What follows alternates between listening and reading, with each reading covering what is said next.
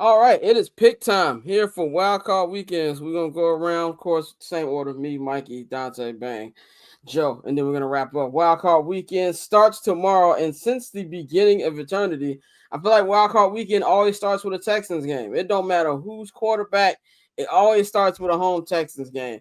So you got the Texans, won the AFC South, will be hosting Justin Herbert and the Los Angeles Chargers. Now, this is Herbert's second postseason game. Who could forget the first one where he gave up a 28-point lead basically against the Jacksonville Jaguars in a game that the Jaguars had no business winning with trick-off Trail throwing 4 picks.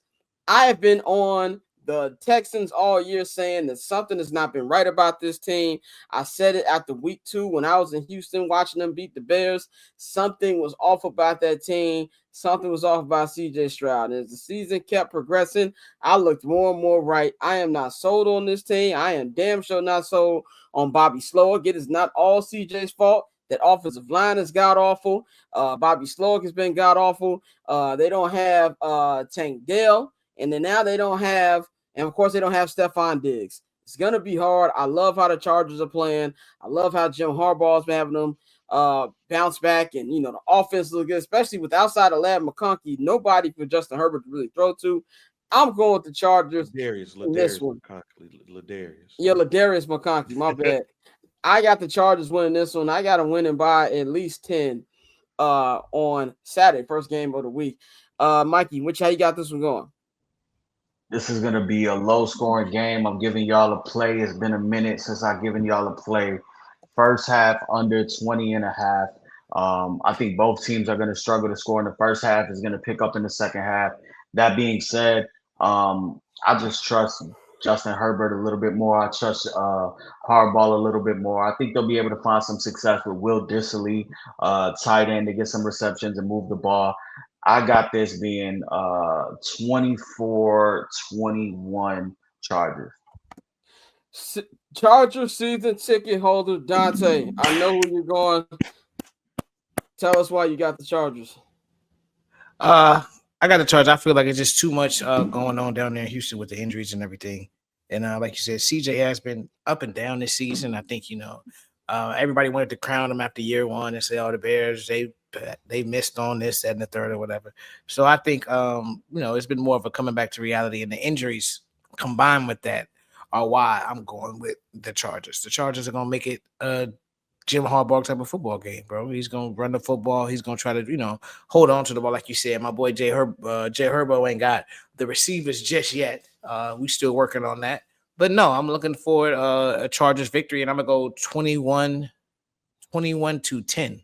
I think CJ struggles this game. Yeah. Go ahead, Bang. What you got?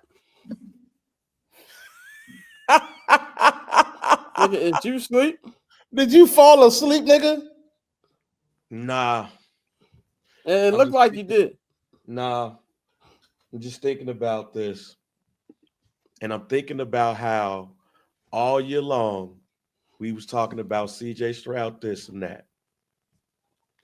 And now we're talking about how he's going to be out the first round. By the way, I was never on the Crown CJ train to begin with. Like, this is why I say, let's watch before we crown people, because I am also with y'all. I don't think this game is going to be close in a low-scoring affair. I believe that DeMarco will be exposed. I believe that after this game right here, he might be a coach that we think about losing his job. Yes, I think based off of where everybody thought CJ Stroud was supposed to be, it's going to be a situation where Jim Harbaugh and the Chargers are going to embarrass that team, and that man is going to be one of those coaches on the hot seat. Joe, I've heard you cuss this man out on many a Saturday. Are you rolling with your Ohio State brother CJ Stroud, or are you going with the Chargers? I will say in tough games, CJ knows how to show out. I mean, we saw that literally his last year when he played Georgia. Played out his fucking mind. If it wasn't for a bad field goal, he's going on. So I don't think he'll stick up a joint. I think he'll have a bounce back game. That being said, the efficiency in which Justin Herbert has been playing with, even if his touchdowns aren't as high as we've seen from him, what Harbaugh has got out of him is so impressive. And I think the shortcomings of the Texans and then losing a receiver is going to hurt them. I don't know if, D'Amico will be on the hot seat. I'm not sure about that. But as of right now, I got the Chargers.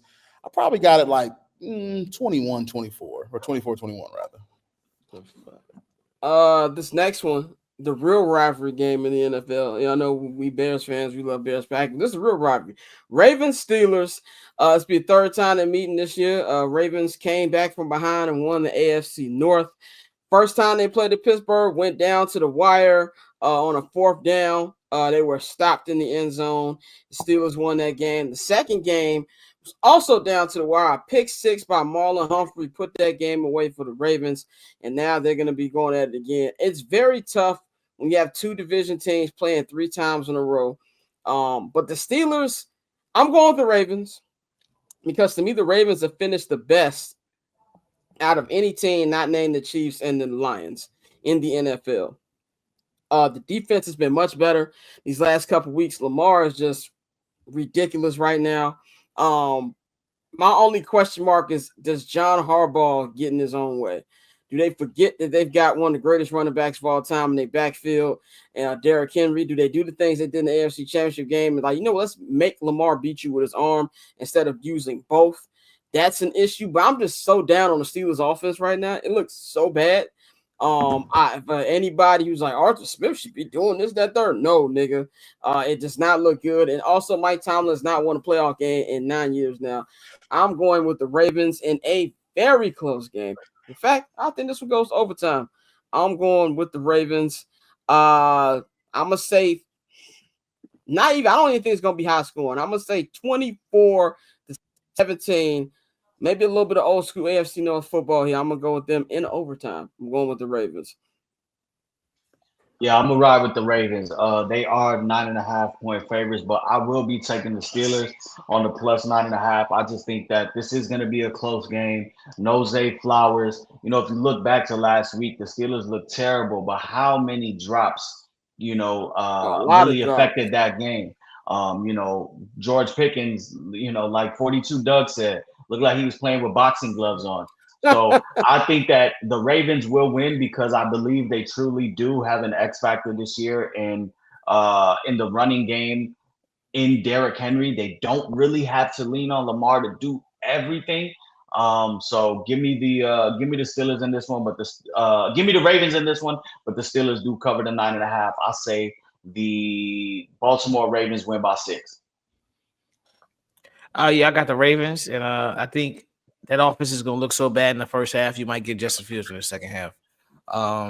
They, like you said, they've been terrible. Pooh Shiesty Pickens, for some reason, he likes to run his mouth, but he can't catch, which is fucking crazy to me.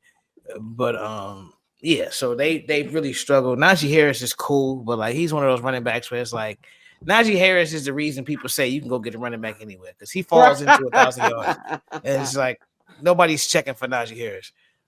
So I think that offense, like I said, is going to struggle to keep up with the Ravens. I don't think it's going to be a high-scoring game, but I do think at the end it's going to be probably like 24-10 Ravens. So it's going to be one of those games where it's like the Steelers never really have a shot.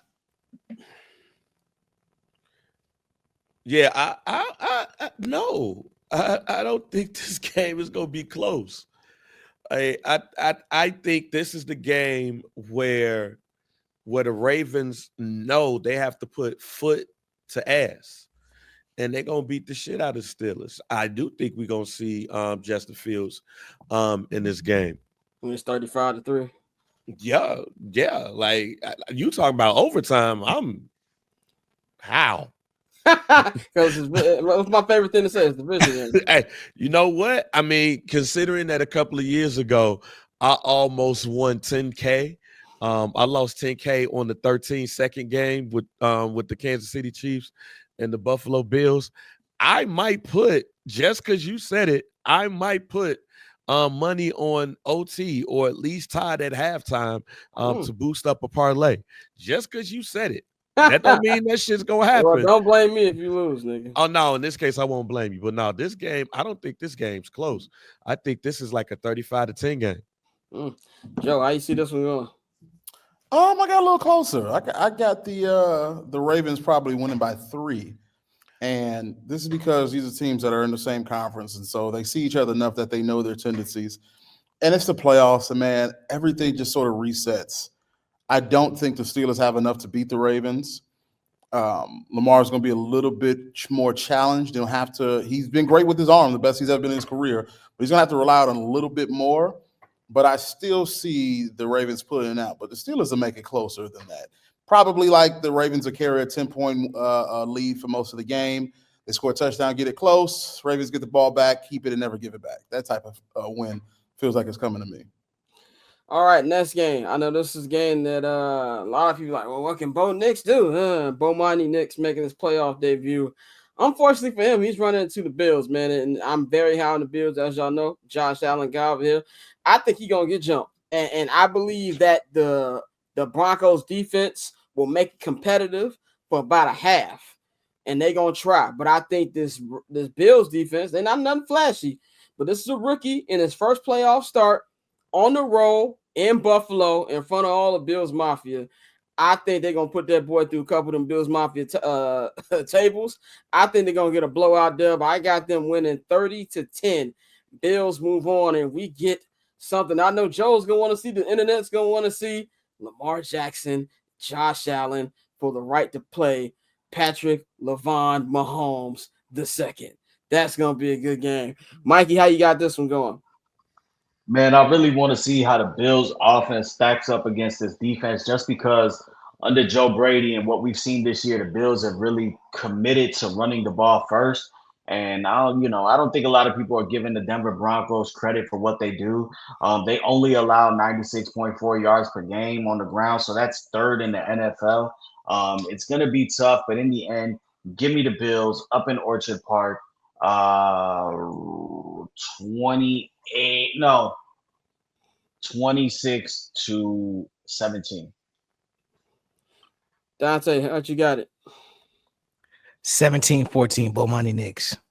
That is how it's gonna happen. That's what's gonna happen. 17-14, Bo Monty Nix. I think Sean Payton is gonna put together a game plan and again controls the clock, and Bo is not gonna make the mistakes that cost them to lose the game that a lot of rookies make.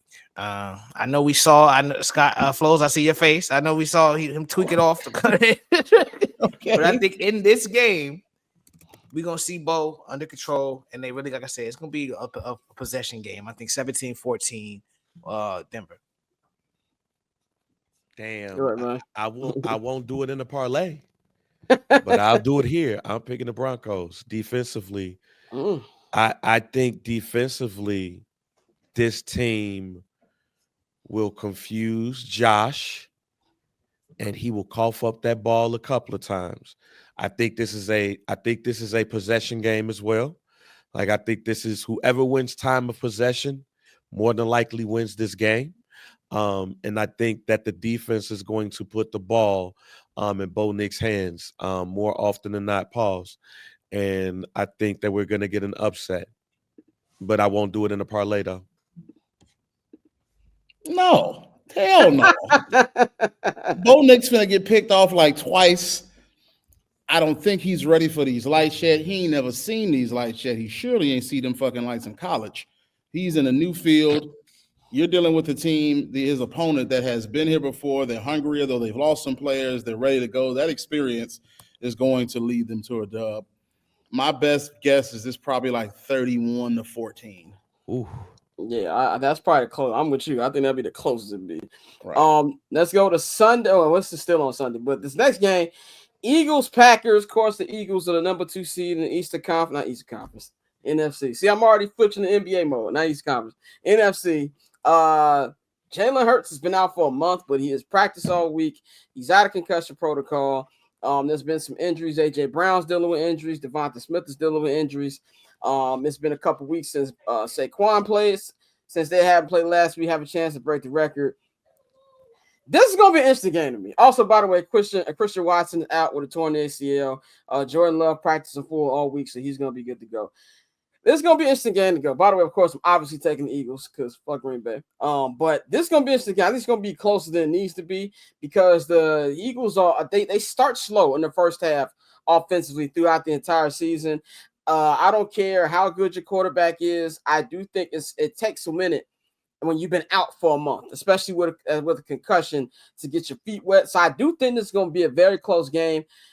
This is something where LaFleur, if he keeps giving the rock to who's my man name? Number 8. His name Josh Jacobs. Josh Jacobs, and they can control the possession, it's going to give them a better shot. But I'm really going to be looking at Jordan Love's bozo gene. Can he contain it? He threw one of the worst interceptions I've ever seen in my life in that divisional playoff game in San Francisco last year. But ultimately, I think it's going to be too much Saquon Barkley. The wide receivers that they have in Philadelphia are going to be too much for that overrated secondary outside. Even though McKinney's great, he was all pro. A.J. Brown is a dog. Devonta Smith is a dog. And I think Jalen Hurts will make enough plays. I think Philly's going to win this one. I think it's going to be a high-scoring game. I got Philly winning 30-24, and they will advance to the next round. Mikey, what you got? Fuck the Packers. Vic Fangio masterclass. 6 sacks of Jordan Love. Eagles win. I'm not even going to give you the score. Eagles win. I like that. I hate to break it to y'all, but Jalen Hurts can't fucking see straight right now. So all that AJ Brown, all that shit. Who can they quarterback throw the ball? I'm going with the Packers. I'm going 21-17 Green Bay. I think he'll get a lot of Saquon because Jalen coming back off concussion protocol. I don't think he's going to be ready. So I think this is one of the high seeds that we see get knocked off early. And I'm going with Green Bay. Bang. Why would y'all do that? Why would you pick the dude that's gonna need Tommy John surgery? Like and I'm dead serious. I got a feeling that man gonna fuck around and need Tommy John surgery. Jordan Love? Yeah. I just don't see it, man.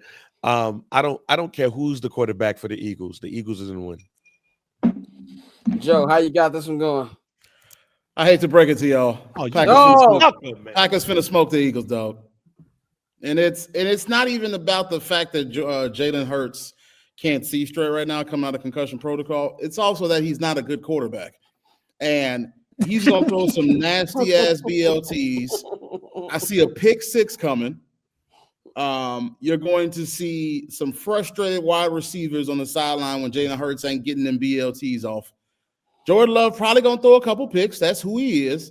But it's going to be enough to flip the tide in their favor. They probably win by 2 scores, 10 points. It hurts me to say it, but I know who the Eagles are, and they're not that guy. If we have 3 NFC North teams in the final NFC 4, I'm going to jump off something. I'm 100% going to jump off something. And then my tweet of enjoy Philadelphia, you bitch ass niggas, it's not going to age well. And Packer Twitter is going to find it. So I hope that doesn't happen. Next one, Bucks Commanders. This is the nightcap on Sunday. This one will be in Tampa Bay. Look, man, I'm a big Baker guy. Big Baker guy. Baker Mania, I'm with him. But like you just said, Mikey, that secondary is beat up. Antoine Winfield Jr., a.k.a. Derwin Ding Dong Davis, is always hurt. He's always hurt when it comes to the playoffs. I feel like I ain't seen him play a playoff game since Brady was there. And I just feel there's something about this Commander team. Every time they play, I'm the when you hate the nigga that they love meme. Every time the Commanders play.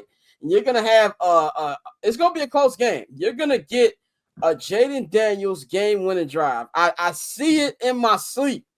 I don't want that to be the case because we're gonna continue to hit a narrative, but that's what's gonna happen. They're gonna win. The Commandos are gonna win. They're gonna beat the Buccaneers, and then you're gonna get another division matchup as they will be playing Philly for the 3rd time. Give me Commanders.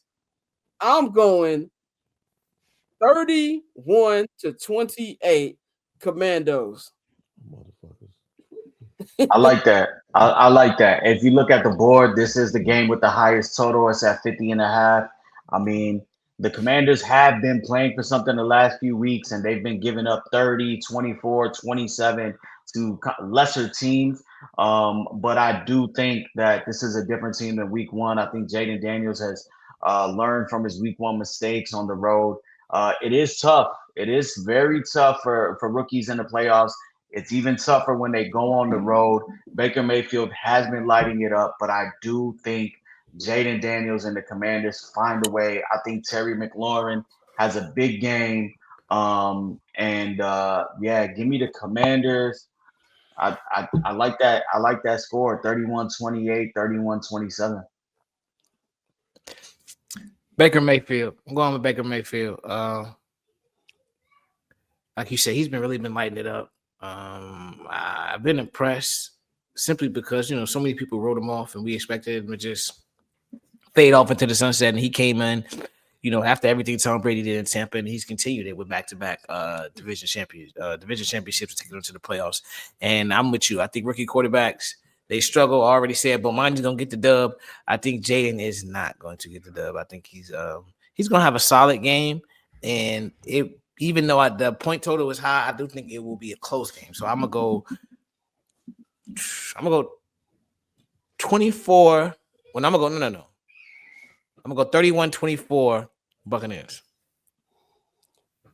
Bang! Are your DC family gonna be hitting you up this weekend? Yeah, fuck them. 40-34. 40. Yeah, 40-34 Buccaneers. This is gonna be a high scoring game. Take the over. Ain't gonna be no defense in this bitch. We talking about parlays. Put McMillan in your parlay, 2 touchdowns. I like that. Yeah, put him in that 2 touchdowns.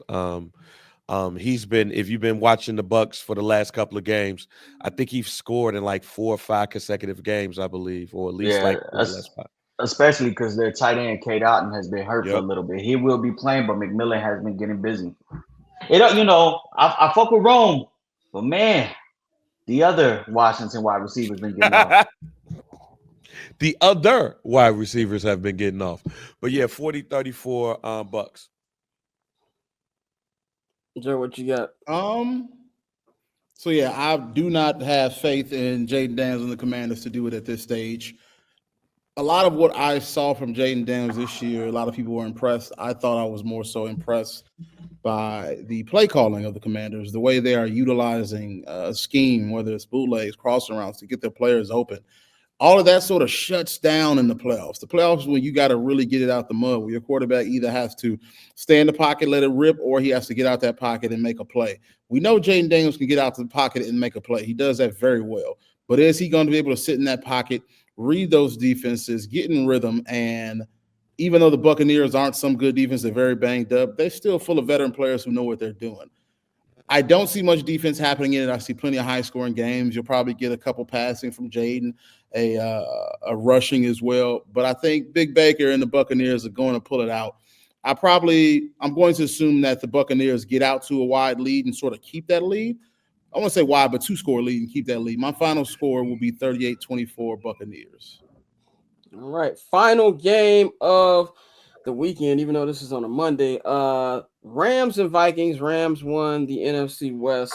Vikings screwed the pooch in that final game of the season and dropped them down in the 5th seed. This game will not be played at SoFi Stadium due to the air quality in Los Angeles right now. So this will be played at their op stadium, that State Farm stadium over there in Glendale, Arizona, home of the Arizona Cardinals. It was not like the Rams had that big of a home field advantage or SoFi anyway. I do expect Rams fans to still be in the house, especially with everything going on in LA. I'm pretty sure they're gonna want to leave the city for a while and enjoy a game. Vikings fans are gonna be there too. So I think this is gonna be. I don't think it's gonna change much from the home field advantage thing. Vikings, Sam Darnold, same Darnold as Bomani Jones called him. He gotta show me. I'm sorry. What I saw last week was. Will the real Sam Darnold please stand up? That's what it looked like to me. And the Vikings, as much as we talk about the Bears, the Vikings are kind of like the opposite. They always have good regular seasons and do nothing in the playoffs. I'm talking about back to Randy Moss, Dante Culpepper days. So them niggas got to win a playoff game before I pick them. I love McVay. Sean McVay is my favorite coach in the NFL, not named Mike Tomlin. Matthew Stafford has had this revolution ever since he got to Los Angeles. Cooper Kupp, Puka Nacua been playing well. That defense is playing well. Jared Verse having a rookie of the year type season. Who can forget about their running game also with Williams? I'm going with the Rams. I think it's going to be a very close game, but give me the Rams 28-24. They will move on, and they're going to head to Detroit. We're going to have that storyline of Matthew Stafford getting another crack at his former team. Give me the Rams. Yeah, all week I've been on the Rams. Obviously, it's unfortunate what's going on in the West Coast and the California area, and I know a lot of the players have been affected by it and their families. So I wonder, where their head is at right now. I mean, I think yesterday there was a fire that broke out directly behind one of their facilities. So they had to kind of cut practice early. So there's a lot of stuff going on there, but I do think we get a spirited effort from the Rams. And not to mention, this is a team that did beat the Vikings earlier this season. Matthew Stafford against the blitz, which we know Brian Flores loves to do, has been one of the best quarterbacks this season against the blitz. He's got a QBR of 103.4 against the blitz. When you go ahead and you got your healthy wide receivers, a healthy Kyron Williams, I just think that this is going to be a really good game, and I'm going to ride with the Rams. Dante, how you got this one? I'm going with the Rams as well. I think we, as Bear fans, we know firsthand how much coaching fucking matters, and they have a great coach, not a good coach. They have a great coach. I think it's always impressive to me when he sits down. And, he has a photographic. Because I'm someone who I have a really good memory, but he has a photographic memory where he can tell you plays from games from years ago in the exact moments, and I think that shit is amazing. But that speaks to his attention to detail and why he's so good at it and why he has those abilities. So I think with that being said, it's going to be a chess match with him and Brian Flores, but I think he's going to do enough to put the Rams in the position, like you said, to set up that matchup. Stafford can once again try to knock off his old team. So I'm going to go with the Rams. Shit, the Vikings better win that damn game because I think it'll be a lot of questions if they don't. And I think they're going to win it. I got the Vikings in this game. Joe, close us out. I'll have to say the Rams. And first off, I want to say there is no revolution of Matt Stafford. He had one good year, and he reverted back to his regular 25 touchdowns, 14 picks. Talk your shit, King. It's what he does yearly. It's so much so that it's a good Super Bowl run. They had a lot of talent, a lot of good on defense, but so much so people are like, oh, he's a Hall of Famer. I'm like, let's stop. He's still Matt Stafford. That being said, if it's one thing he's good at is he can beat that blitz very well. And Brian Flores really has so much emphasis on that.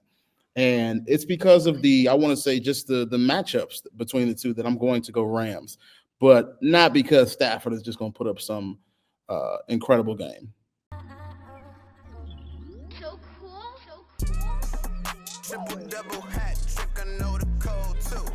Ice trade, go for trade, yeah we code too. Getting paper on these player haters, old news, money on the other line, so I'm not gonna hold you. Money on the other line, so I'm not gonna hold you. Money on the other line, so I'm not gonna hold you. Money on the other line, so I'm not